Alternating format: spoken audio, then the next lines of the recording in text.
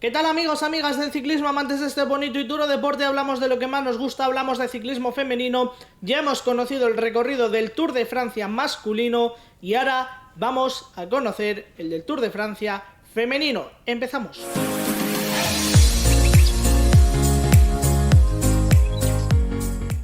Y empezamos hablando de un recorrido de un Tour de Francia femenino que recoge todas aquellas,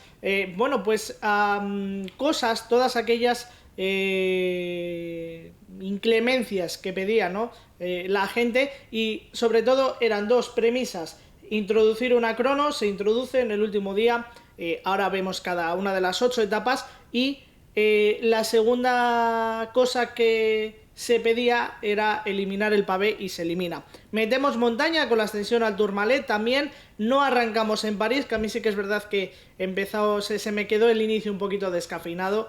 Es verdad que coincidía, pero se me quedó un poquito descafeinado el inicio en París.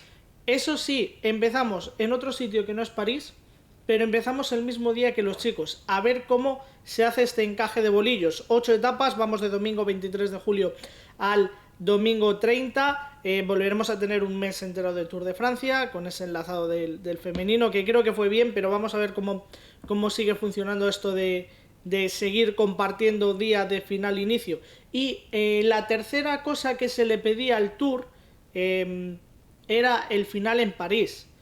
Eso no va a ser, creo que va a ser un final mucho más apoteósico, pero no vamos a tener ese final en París. Pero bueno, vamos a descubrir etapa a etapa, las 8 etapas, es así, tenemos todos los perfiles, así que vamos a empezar con la primera etapa, con esa salida desde Clermont-Ferrand a Clermont-Ferrand, esa salida y llegada en Clermont-Ferrand.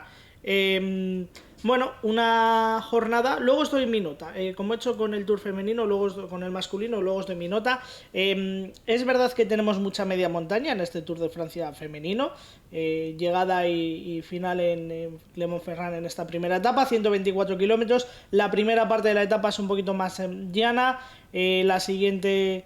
una vez que vayamos superando kilómetros será un poquito más con mayor desnivel. Hay que ver qué papel va a jugar esa Côte du Ton, 1,7 kilómetros al 7% y se corona a 9 kilómetros de meta. Hay que ver qué papel va a jugar, como digo, esa ascensión no es dura, pero creo que sí que puede seleccionar un poquito el sprint, aunque es uno de los días que más claros, esta primera etapa es uno de los días que más claro se ve el sprint, y hay muy poquitas opciones para el sprint. Nos vamos a la segunda jornada, 148 kilómetros, camino de Mauriac, 2.500 metros de desnivel positivo. Ya os avanzo de que la intención de la carrera es igual un poco que el año pasado, llevar la carrera viva hasta el final de los días, hasta el final de la semana, llevar la carrera viva y llevar a Annemiek un poquito que no lleve el liderato, ¿no? Por lo menos hasta el Tourmalet.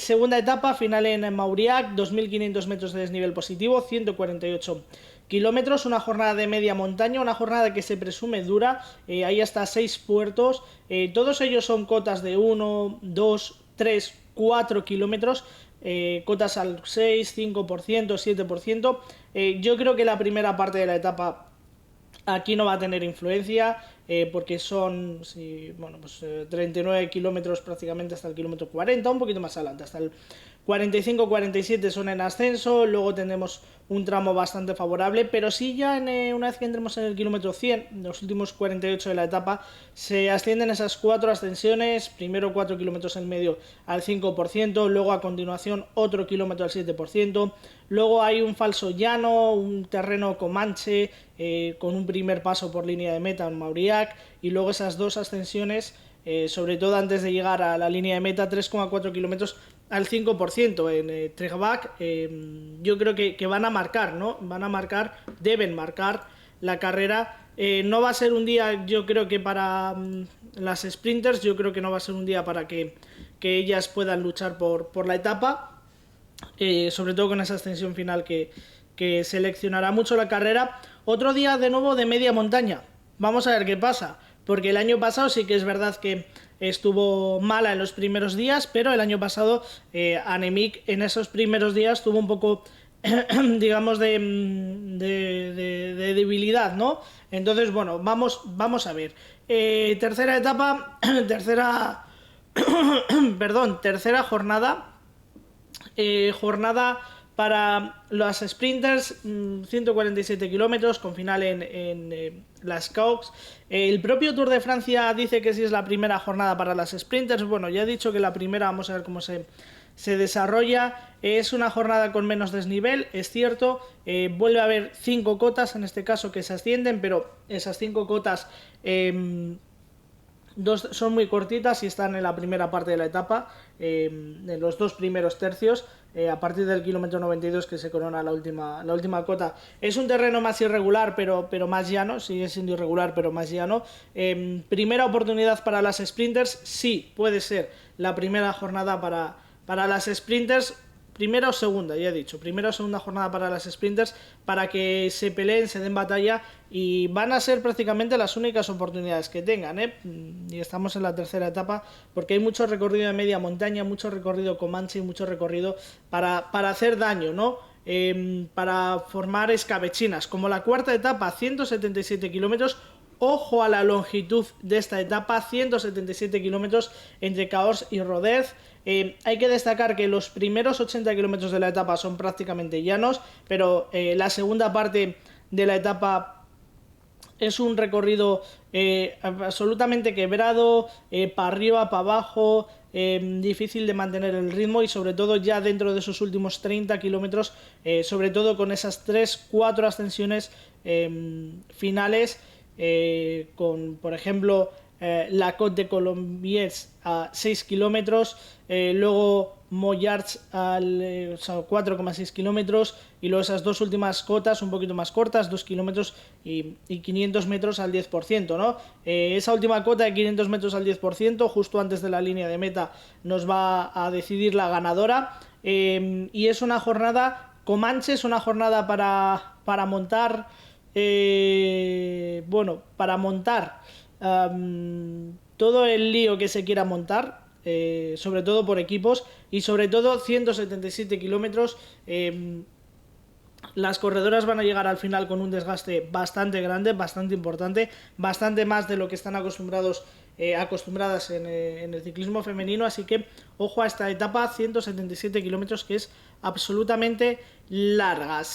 Quinta jornada, 126 kilómetros, llegamos a Albi, llegamos a la localidad francesa, una jornada un poquito más sencilla, una jornada, no sé si para una fuga, quizás no la veo para sprinters, porque hay 4 etapas. El propio Tour nos dice, bueno, pues que podría ser una etapa para que sprinters, tanto sprinters como fuga, que sprinters podrían tener su oportunidad, sí, pero yo veo que hay momentos importantes, por ejemplo en el kilómetro 80, esa ascensión, kilómetro 85 mejor dicho, esa ascensión a 1,5 kilómetros al 9,6%, ahí se puede hacer mucho daño, es corta pero es explosiva, es un día de muchas ascensiones explosivas. Vamos a ver cuántas sprinters vienen también al Tour de Francia, porque ya estamos viendo que 2 oportunidades, 3 como mucho, yo creo que habrá un buen número, pero no va a haber muchas oportunidades para sprinters puras.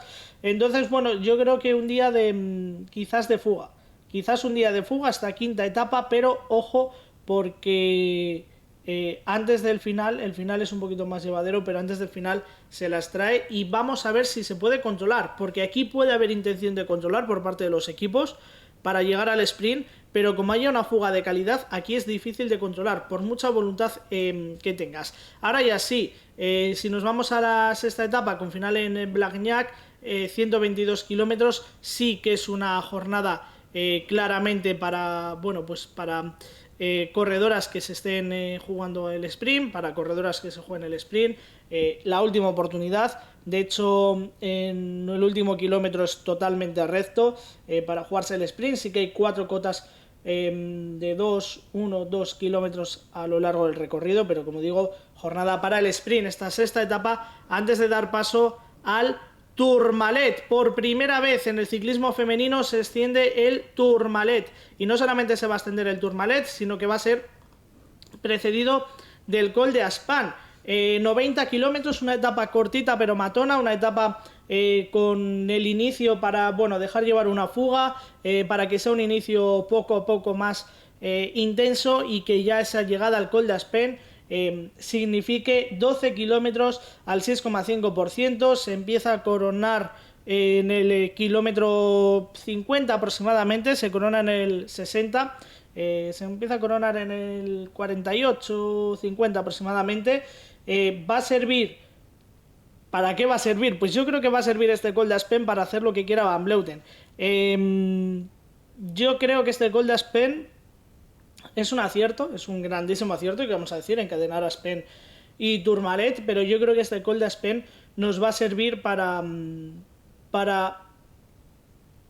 quitar el grano de la paja, pero es que luego puede servir para romper la carrera, porque a partir de ahí será un largo descenso, camino del Tourmalet, de esos 17 kilómetros al 7,3%, ya muchos conocemos el Tourmalet, sobre todo esa parte central al 10-9%. Descubrimos una gran cima del ciclismo masculino, bueno, del ciclismo en general, no del masculino, una gran cima del ciclismo que siempre se había subido en carreras masculinas, que será la primera vez que se suba en una carrera femenina. Se asciende el Tourmalet y descubrimos una cima que, como el año pasado pasó con la Planche Belfields, descubrimos una cima que a ver qué nos da. A ver qué nos da. ¿Nos dará una superioridad de Van Vleuten? Pues seguramente.